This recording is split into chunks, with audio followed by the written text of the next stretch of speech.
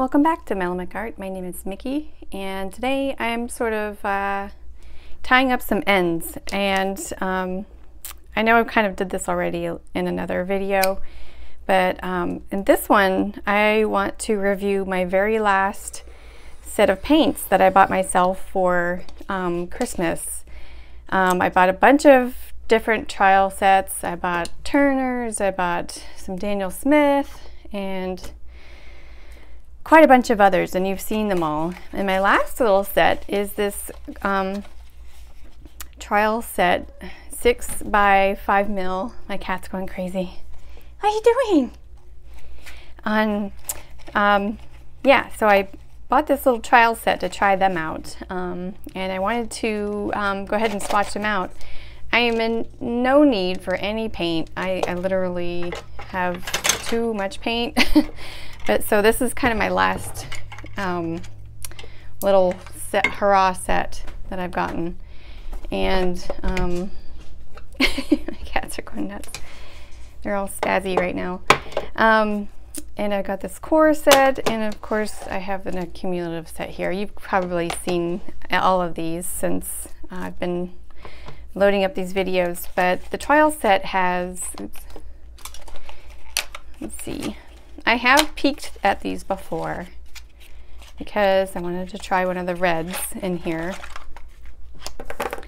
but they're teeny tiny little tubes of Schmincke paints, and in this set you get Helio Green, I'm reading the English ones, Pure Yellow. I'm sorry, I'm going to give you the pigment information. The Helio Green has, first I gotta find it. Okay, it has PG 36. And the Pure Yellow has, oops, I'm off screen. I've been doing that a lot lately. PY 154. And let's see, we have Ultramarine Finest, which is PB 29. And there's a Yellow Raw Ochre, which is a PY 42 and PY 43. That's a nice color. And a Perylene Dark Red, which is a PR 178. And we have a Burnt Umber, which I've been looking forward to trying out. It's the PBR 7. So all 6 of them are really good. This red seems like a good mid-tone. I'm surprised I didn't do 2 reds, 2 yellows, and 2 blues, but this is actually a really good starter set for someone who wants to try them out. So I'm going to use this smaller sheet of paper, and this is very cheap Artist Loft watercolor paper, but I literally have gone through the whole pad of paper just on doing swatches. So let me go ahead and put these in some pans. Oops, I'm yanking everything. And oops, this is a dirty one. I'll put these in some pans, and then I will do the swatches of them right afterward. And then I want to do something on this Aquarello 100% cotton paper block, and this is the 140 pound block, and we'll go ahead and open that later too. Yay!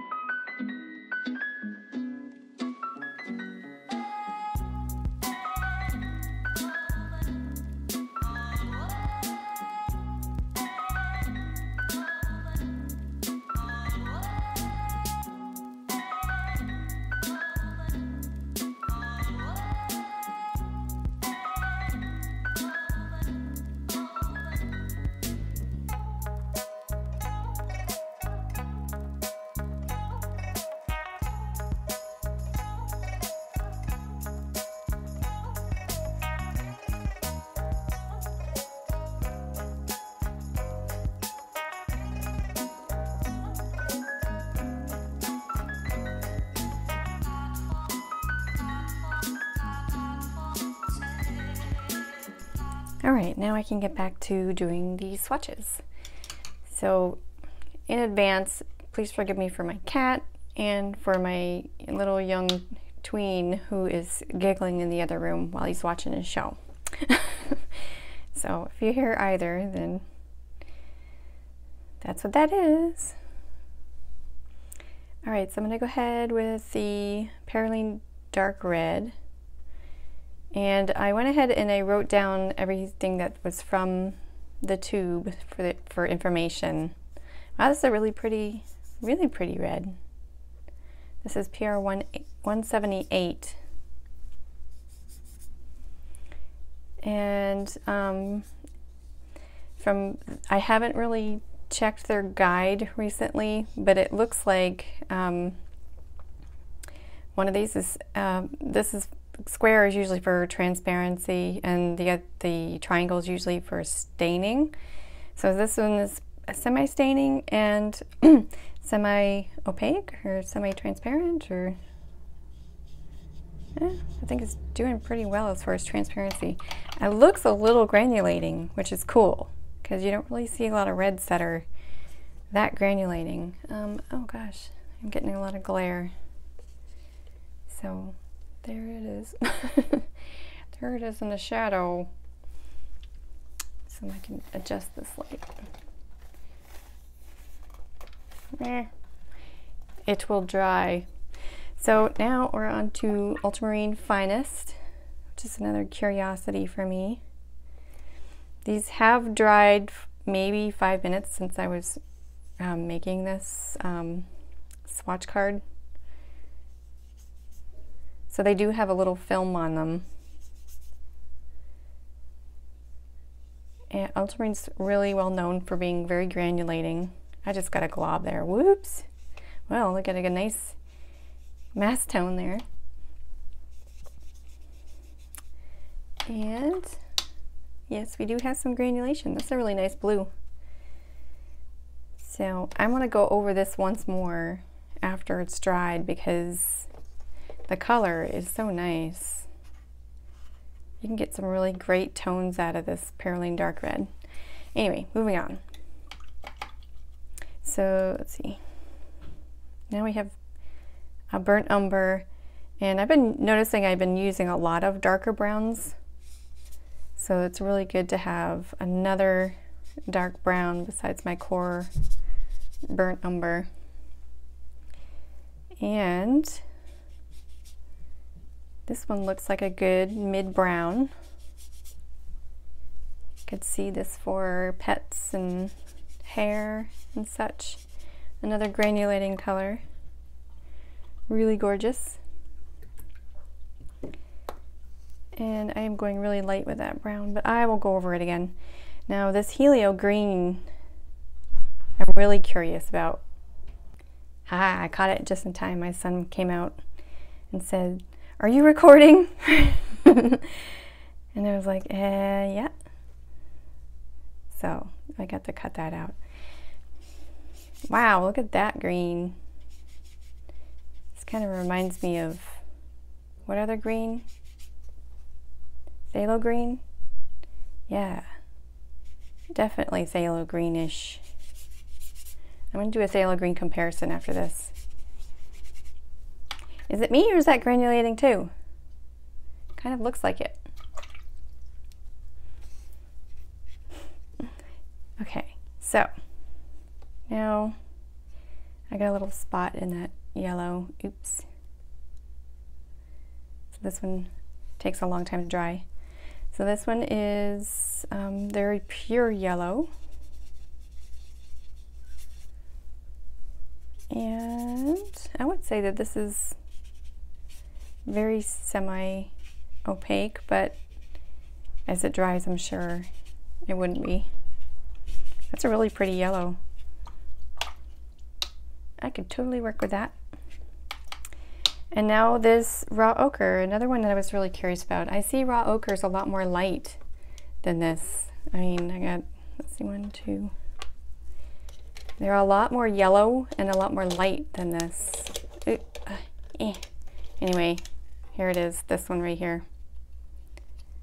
See, that's a bit darker, which is not bad. It probably just has more pigment. and see what it looks like. I use this color a lot. I use it for face tones. So it says it's semi-opaque, which it is. And I want to get a good swatch of color on here. So, let's see.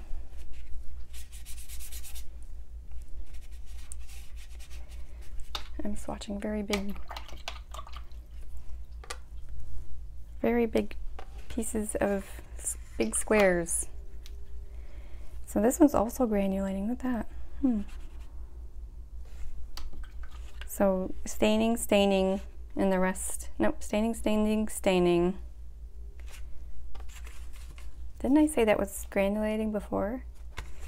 I'm going to try it again now that it's dry. I should have got better paper for this.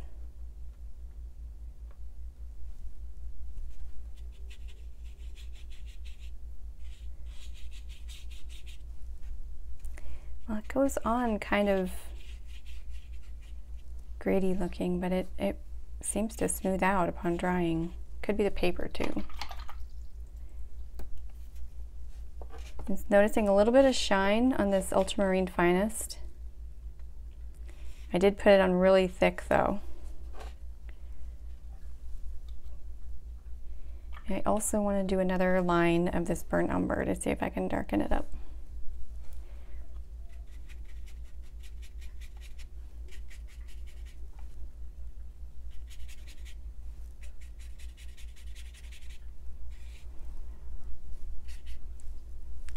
So I'm going to let these dry and I will be right back.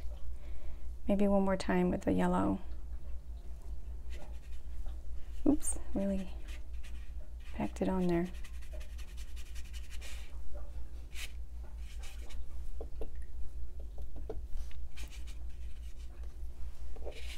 All right, let them dry.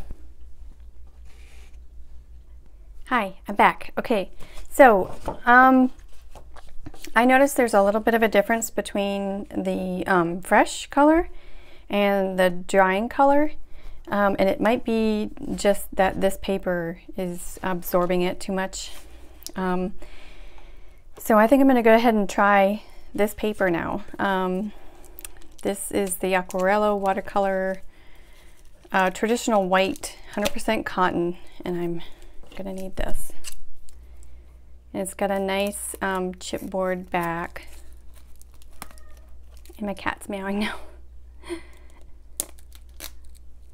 I need to switch out my X-Acto knife blade. It is starting to dull. So, okay. Faster, faster! Okay, let's put this out of the way so I don't poke myself in the eye. Okay, so here it is. I've been wanting to try this. I have tried their loose sheets of paper. There's 25 sheets in this, and they're 5x7, and they are all glued on all three sides and partially in the back. Oh, look, there's just one little corner that's not. That's kind of neat. Oops, off camera again. So that's neat. Right on the corner there. It's pretty great. And then the rest is, I don't know if you can see that, glued all the way around up until this point. So glued until there and just the corners open. Well, let's try it. So I am going to find someone on Sketchy to sketch. And then we'll just use these colors here. I use the Sketchy app almost every day. I'm literally on it all the time. And sometimes I take a break because, my word, you can just paint people enough. And what's nice about the Sketchy app is you get to save a bunch of people, a bunch of, not people, but a bunch of photographs to, so here's my saved, all these things. I had a horse moment where I wanted to draw horses, or paint horses. We can paint a horse now if you, about this one. That would be pretty. So I'm going to paint this with these colors. Let's see how this works out. And I'm gonna go ahead and do it in a time lapse. So I'm just gonna switch it over to a time lapse. See you after that.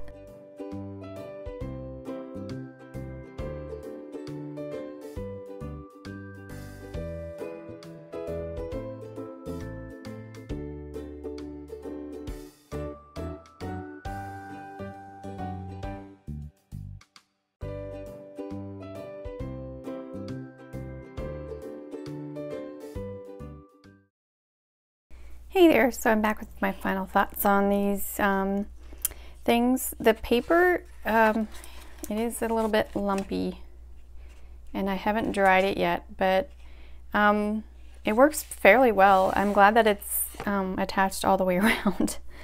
You'll notice the side that is coming out, but it's what happens when